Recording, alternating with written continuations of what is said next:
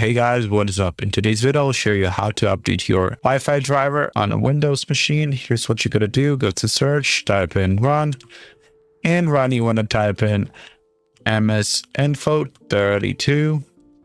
And once this loads, you want to look here for baseboard manufacturer and you want to find it, what it says. And you want to find the baseboard product, so B450 Gaming Pro, and you want to go to Google and type in here B450 Gaming Pro, and you want to click on the first link. It will be from the manufacturer's website. And now once you're on this site, you want to go to drivers and downloads, and then you want to click on drivers.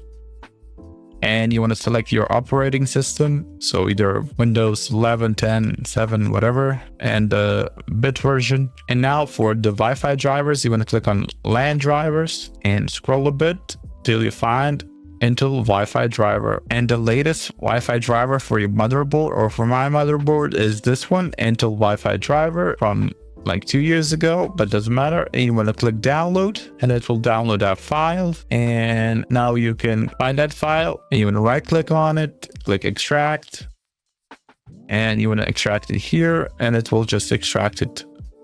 And the downloads, once this folder opens, you want to go into it, open it, go to UVD, Windows 64 installer, and there you'll find Windows wireless installer. You want to double click on it, and it will open the setup.